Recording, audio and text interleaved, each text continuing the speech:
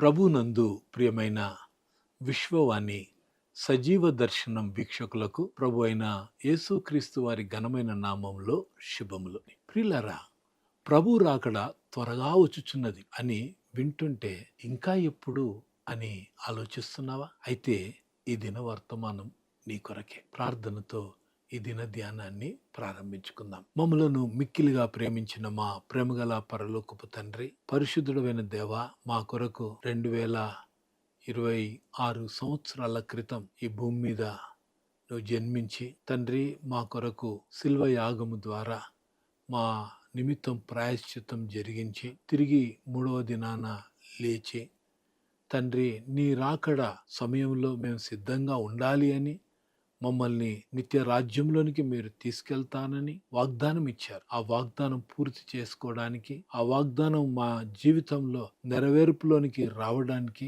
అందరూ అంతటా రక్షింపబడాలని నీ సువార్త ప్రకటింపబడుతుంది గనుక నీకే మా హృదయపూర్వక వందనాలు. ఈ దిన వాక్యం ద్వారా మాతో మాట్లాడండి, మమ్మలను బలపరచండి. నజరేయుడు జీవాధిపతి అయిన యేసయ్య నామములో ప్రార్థించి అడిగి వేడుకుంటున్నాము తండ్రి, ఆమెన్. ప్రియులారా, ఈరోజు ప్రకటన గ్రంథం 22వ అధ్యాయము 20వ వచనాన్ని చదువుకుందాం. ఈ సంగతులను గూర్చి సాక్ష్యమిచ్చువాడు అవును, త్వరగా వచ్చుచున్నానని చెప్పుచున్నాడు. ఆమెన్. ప్రభు అయిన యేసు రమ్ము. ఈ వాక్య భాగంలో మనం గమనించినట్లయితే త్వరగా వచ్చుచున్నాడు అనేటువంటి మాట మనం ఈరోజు ధ్యానించుకుంటున్నాం. త్వరగా వచ్చుచున్నాడు అనంటే మన భాషలో చెప్పాలి అంటే, బయటికి వెళ్ళాను, నేను ఇప్పుడే వస్తాను, త్వరగా వస్తాను అని అంటే 24 గంటల లోపు ఎప్పుడో వస్తాడు, లేకుంటే చీకటి కాక మునుపు వస్తాడు అనేటువంటి నిరీక్షణ మనం కలిగి ఉంటాం. ప్రియమైన దేవుని బిడ్డలారా, ఇక్కడ ఈ మాట చెప్పడంలో గల ఉద్దేశాన్ని మనం ఒకవేళ అర్థం చేసుకోవాలి అంటే, త్వరగా వచ్చుచున్నాను అనేటువంటి ఈ మాటకు నిర్వచనం ఏంటంటే, బిడ్డ మీరు సిద్ధంగా ఉండండి, నేను వస్తున్నా అన్నట్టు. అయితే 2000 సంవత్సరాలు దాటిపోయాయి కదా, ఆయన ఇంకా రాలేదు కదా, వస్తాడా రాడా అనే సందేహము కలగవచ్చునేమో. కానీ ఆయన త్వరగా వచ్చుచున్నాడు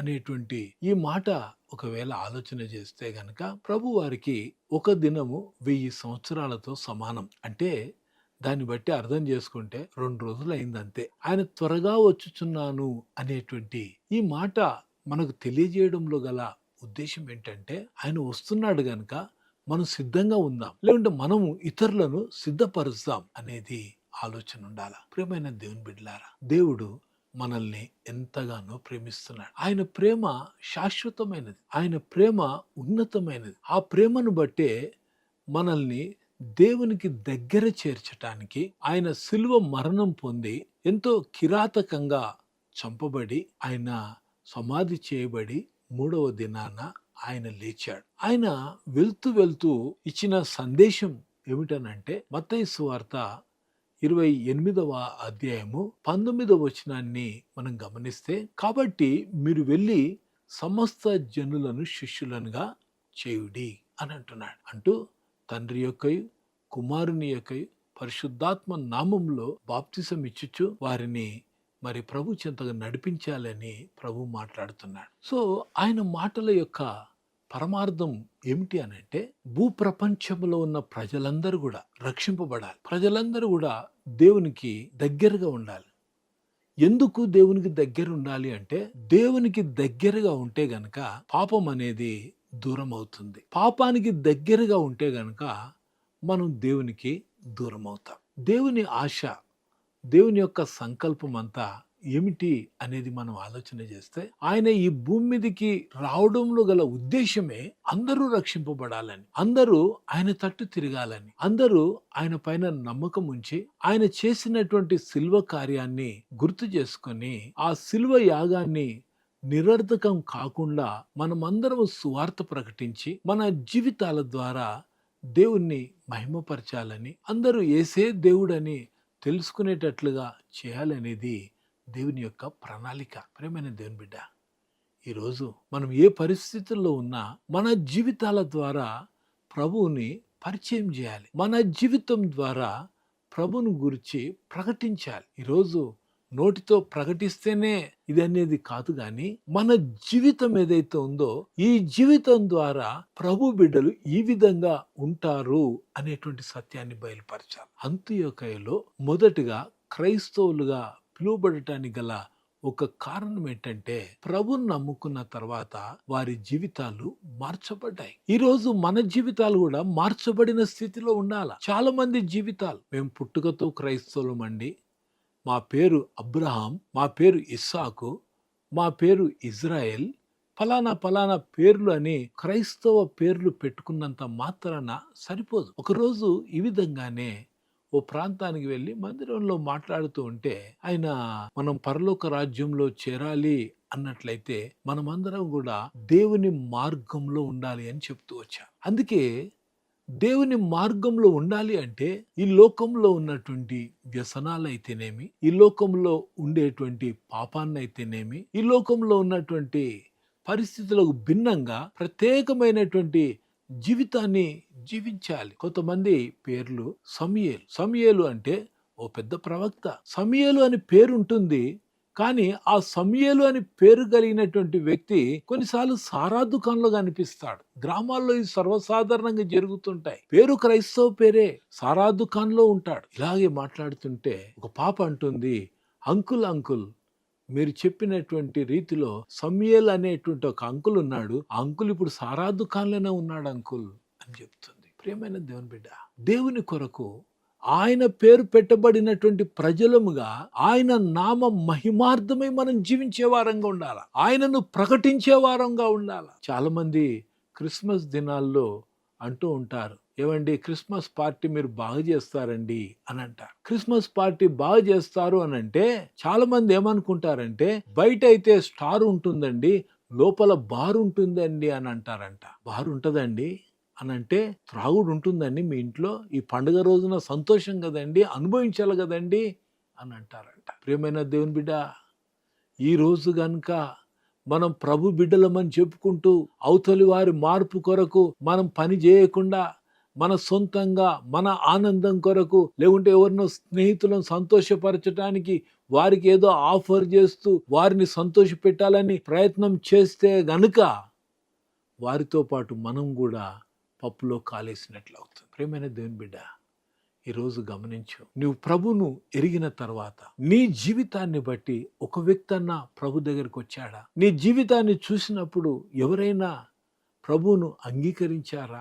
అపోస్తలుడైన పౌలు కొరింథీయులకు రాస్తూ మొదటి పత్రికలో 11వ అధ్యాయం మొదటి వచనంలో ఆయన అంటున్నాడు, నేను క్రీస్తును పోలి నడుచుకున్న ప్రకారము మీరు నన్ను పోలి నడుచుకోండి అని అంటున్నాడు. కారణం ఏంటి అంటే క్రీస్తు ప్రకారంగా నేను జీవిస్తున్నాను గనుక, ఆయన మనసు కలిగి ఉన్నాను గనుక మీరు కూడా అలాంటి మనసు కలిగి అలాంటి జీవితాన్ని జీవించండి అని తెలియజేస్తున్నాడు. చెప్పేవారంగా ఉండి చేసేవారంగా లేకపోతే రోమాపత్రికలో పౌలు రాస్తూ అంటాడు, మిమ్మును బట్టియే కదా నా నామము అన్యజనుల మధ్య దూషింపబడుతుంది. అవును, మన జీవితాలు సరిగ్గా లేకపోతే, మనము ఆయన ఎక్స్పెక్టేషన్లో ఆయన అనుకున్న విధంగా మన జీవితాలు ఉండకపోతే గనుక దేవుని నామము అన్యజనుల మధ్య దూషింపబడుతుంది. ఎందుకయ్యా ప్రభు దగ్గరికి జనాలు రావట్లేదు, ఎందుకయ్యా ప్రజలు దేవుణ్ణి సమీపించలేకపోతున్నారు? కారణం ఏంటంటే మన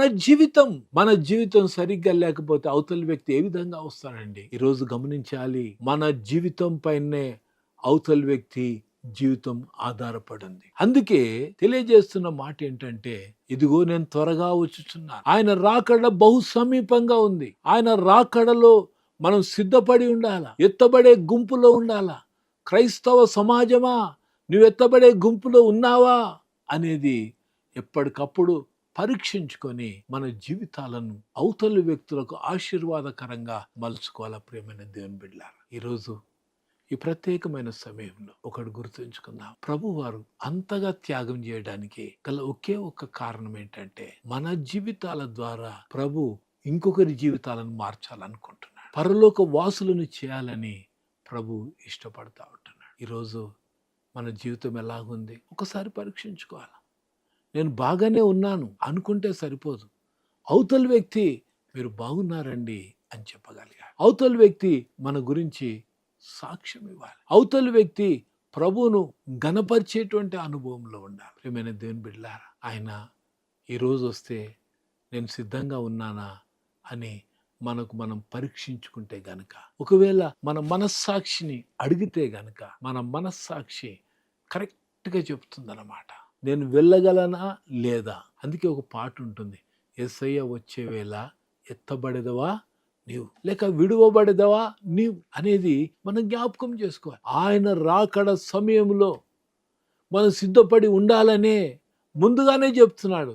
ఇదిగో నేను త్వరగా వచ్చుచున్నాను, నా కొరకు మీరు సిద్ధంగా ఉన్నారా, నన్ను ఎదుర్కొంటారా అని అంటున్నాడు. ప్రియమైన దేవుని బిడ్డ, సజీవ లెక్కలో మనం ఉండగానే ప్రభువు గనుక వస్తే మనము ఆయన పిలుపుని అందుకొని ఆయన సన్నిధానానికి వెళ్తుంటే అది ఎంత ఆనందమో ఒక్కసారి ఆలోచన చేయండి. ఎవరైనా మొట్టమొదటిసారిగా విమానంలో ప్రయాణం చేస్తుంటే గనక వారికి ఏమనిపిస్తుంది అంటే చాలా ఆశ్చర్యం కలుగుతుంటది. అబ్బా ఎంత బాగుంది, ఎప్పుడు నేను అనుకోలే ఆకాశంలోనికి ఈ విధంగా వెళ్తామని, ఇలా ఉంటుందని నేను అనుకోలే, మేఘాల మధ్యలో నుంచి వెళ్తున్నా అని ఆలోచన చేస్తూ ఎంతో సంతోషపడేవారుగా ఉంటాడు. ప్రియ దేవుని బిడ్డ, ప్రభు రాకడలో మనం ఎత్తబడితే ఆ ఆనందం, ఆ మహానందం ఎంత గొప్పదో ఎప్పుడైనా ఆలోచన చేశారా? ఆ దినం కొరకు మనం ప్రార్థన చేయాలి. ప్రభువా, అదే దినం నేను బ్రతికుండగా ఆ దినం గనుక వస్తే నాయనా నీ మాట చొప్పున కడబోర ఊదగానే తండ్రి నీ పిలుపుని అందుకొని మేమందరము నాయనా నీ సన్నిధానానికి వచ్చేటువంటి సన్నాహాలు చేసుకుంటూ ఉంటే అది ఎంత బాగుంటుంది ప్రభువా అని ప్రభువును మనం స్తుతించగలిగే వారంగా ఉండాలి. ప్రియమైన దేవుని బిడ్డ, ప్రభు రాకడ గురించి మనము సంతోషించే వారంగా ఉండాలి. ప్రకటన గ్రంథం చాలా మందికి చదవాలంటే భయం. ఆయన రాకడకు ముందు జరిగే సంఘటనలు ఇవన్నీ కూడా గుర్తు చేస్తూ ఉంటే అమ్మో ఇప్పుడే ఎందుకండి తెలుసుకోవడము అన్నట్లుగా ఆ గ్రంథాన్ని చదవాలి అంటే కూడా భయపడేవారుగా ఉంటారు. ఒక్కొక్క సంఘానికి ఉత్తరం రాయబడినప్పుడు ఆ సంఘాల గురించి ఒక్కొక్కరి గురించి వివరిస్తూ ఉన్నప్పుడు అయ్యో ఇలాంటి పరిస్థితుల్లో ఉంటే నేను విడువబడతానేమో అనే భయంతో ఉంటాడు. కానీ ప్రియ దేవుని బిడ్డ, నువ్వు సిద్ధంగా ఉండటానికే ప్రభు చెప్తున్నా, ఇదిగో నేను త్వరగా వచ్చుచున్నాను. చెప్పి వస్తున్నాడు ఆయన. అంటే చెప్పి వస్తున్నాడు అనే మాట వింటూ ఉన్నప్పుడు వస్తానని చెప్పాడు, త్వరగా వస్తానని చెప్పాడు. ప్రభు కొరకు ఆ త్వరగా అనేది ఎన్ని రోజుల, ఎన్ని గడియల, లేదంటే ఎన్ని నిమిషాల అని చెప్పలేము. కానీ ఆయన రాబోతున్నాడు. వచ్చినప్పుడు నేను ఎత్తబడే గుంపులో ఉండాలి. నాతో పాటు ఆ పరలోక వైభవంలో పాలు పొందుకోవడానికి కొన్ని ఆత్మలను ఆయన తీసుకెళ్ళాలి. ఓ దైవ సేవకుడు రైల్లో ప్రయాణం చేస్తూ ఒక మాట అన్నాడు, మీరేం చేస్తారంటే నేను ఎక్స్పోర్ట్ బిజినెస్ చేస్తాను అన్నాడంట. ఏమయ్యా మీరు ఎక్స్పోర్ట్ చేసేదంటే భూలోకం నుండి పరలోకానికి ఆత్మలను ఎగుమతి చేసేది నా బిజినెస్, నా వ్యాపారం అన్నాడంట. మనందరికీ దేవుడు ఆ విషయాన్ని చెప్తూ ఉన్నాడు. మనమందరం కూడా మనం ఒక్కరమే కాదు, మనతో పాటు మన యొక్క కుటుంబం, లేదంటే మన ఇరుగు పొరుగు వారు, మనకున్నటువంటి స్నేహితులు, మనల్ని ఎరిగినటువంటి వారందరూ కూడా మన జీవితాలు చూసినప్పుడు ప్రభువును అంగీకరించి ఆ రాజ్యంలోనికి వెళ్ళాలి. సో అలాంటి గొప్ప కృప ప్రభు బిడ్డలమైన మన జీవితాల ద్వారా నెరవేర్పులోనికి తెచ్చునుగాక. ఆమేన్. ప్రార్థన చేసుకుందాం. మమ్మలను మిక్కిలిగా ప్రేమించిన మా ప్రేమగల పరలోకపు తండ్రి, నీ రాకడ కొరకు ఎదురు చూస్తూ ఉన్నాం. నువ్వు ఎప్పుడొచ్చినా మేము సిద్ధపడి ఉండటానికి మీరు మమ్మల్ని బలపరుస్తున్నారు ప్రభువా. నీకే స్తోత్రము నాయన. తండ్రి, ఇది నా వాక్యం ద్వారా మీరు మాతో మాట్లాడుతూ వచ్చారు. మేము సిద్ధపడి ఉండడమే కాదు, అనేకులను సిద్ధపరిచే పరిచర్యలో పాలుభాగస్తులం కాగలగటానికి కృప చూపండి. సేవకులు మాత్రమే చేయాలనేది కాదు, ప్రతి విశ్వాసి యొక్క బాధ్యత నాయన ఒకరి ద్వారా మరొకరు నీ రాకడ కొరకు సిద్ధపడాలి. అలాంటి గొప్ప కృపను మీరు దయచేసి మీ నామాన్ని మహిమపరచుకోమని నజరేయుడు జీవాధిపతి అయిన యేసయ్య పరిశుద్ధమైన నామంలో ప్రార్థించి అడిగి వేడుకుంటున్నాము తండ్రి. ఆమేన్. మన ప్రభు అయిన యేసుక్రీస్తు వారి కృప, తండ్రి అయిన దేవుని ప్రేమ, పరిశుద్ధాత్మని అన్యోన్య సహవాసం వాక్యం విన్న బిడ్డలందరికీ ఇప్పుడు ఎల్లప్పుడు సదాకాలం తోడై నడిపించును గాక. ఆమేన్.